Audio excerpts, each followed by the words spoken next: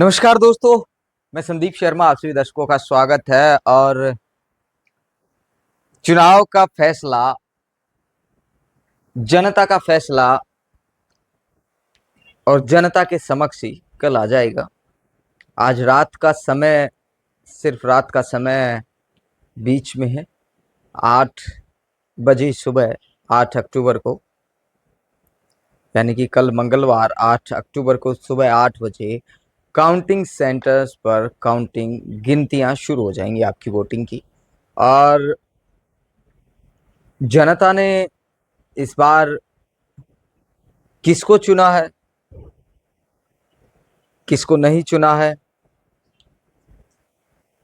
वो EVM machines के अंदर बंद है।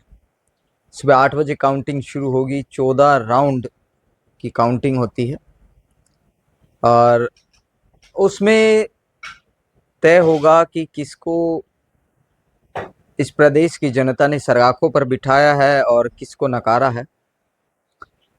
बाकी आंकड़े जो हैं वो अब की बार तीसरी बार भारतीय जनता पार्टी की सरकार न बनने की ओर इशारा कर रहे हैं।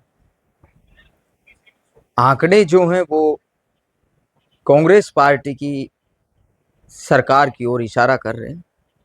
भूपेंद्र सिंह हुड्डा, दीपेंद्र सिंह हुड्डा का जिस प्रकार से नारा इस प्रदेश में लगा, जो एक वेव चली, जो लहर चली, वो कहीं ना कहीं आंकड़ों के आधार पर अगर चर्चा करें तो कामयाब, कारगर सिद्ध हुई।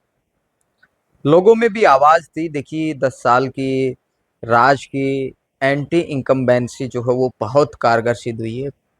मतलब कांग्रेस के लिए, चाहे फिर वो प्रो इनकम्बेंसी कहें या फिर एंटी इनकम्बेंसी कहें, क्योंकि विपक्ष, पक्ष और विपक्ष यानी कि सत्ता और विपक्ष दोनों ही होते हैं, तभी प्रदेश की जनता के काम होते हैं। बीजेपी ने 2014 से 2019 तक इस प्रदेश में पूर्ण बहुमत से राज किया, सत्ता रही उनकी। 2019 से 24 तक भारतीय जनता पार्टी की गठबंधन सरकार रही, जननायक जनता पार्टी के साथ में। 10 साल के राज के पश्चात अब एग्जिट पोल, चुनाव के वोटिंग के एग्जिट पोल के आधार पर तो कांग्रेस की सरकार बनती दिखाई दे रही है। बाकी कल सब आप लोगों के समक्ष होगा। आपने जिनको मेजोरिटी से जिताने का प्रयास किया, जिस नेता के पक्ष में, जिस उम्मीदवार के पक्ष में आप लोगों की वोटिंग की मेजोरिटी होगी, वो जीतकर विधानसभा जरूर जाएगा। जाहिर है कि जनता अच्छे को ही चुनती है, चाहे वो किसी भी पार्टी का नेता क्यों ना हो। मेजोरिटी जनता की जहाँ होती है वो अच्छा ही होता है। हाँ, पिछली बार की अपेक्षा इस बार भारतीय जनता पार्टी को बड़ा नुकसान हुआ है। अगर चर्चा करें वोट परसेंटेज का, वो काफ़ी नीचे जो है वो गया है। चाहे वो महिलाओं की बात हो, पुरुषों की बात हो, एज फैक्टर की भी चाहे बात क्यों ना हो, तो जो जैसे अगर दो राज्यों के अंदर, जम्मू कश्मीर और हरियाणा के अंदर अभी चुनाव हुए हैं, अगर इन दोनों ही राज्यों में जो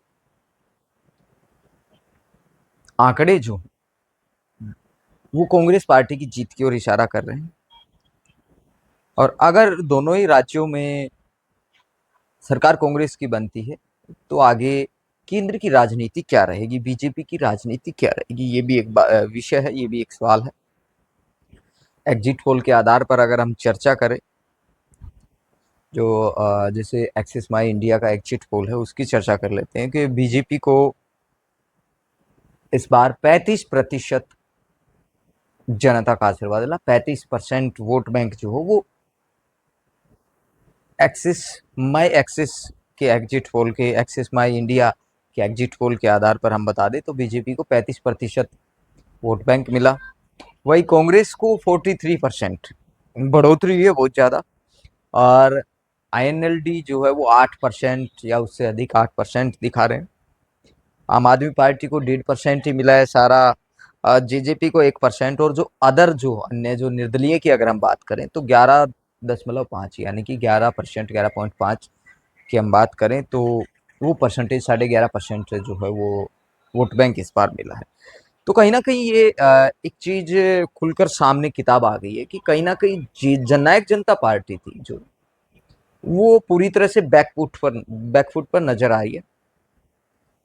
वो साफ तौर पर दिखाई दे रहा है कि जहाँ पिछली बार 2019 में पहली दफ़ा 10 का आंकड़ा यानी कि दहाई का आंकड़ा 10 सीटें जननायक जनता पार्टी के खाते में आई, वो आज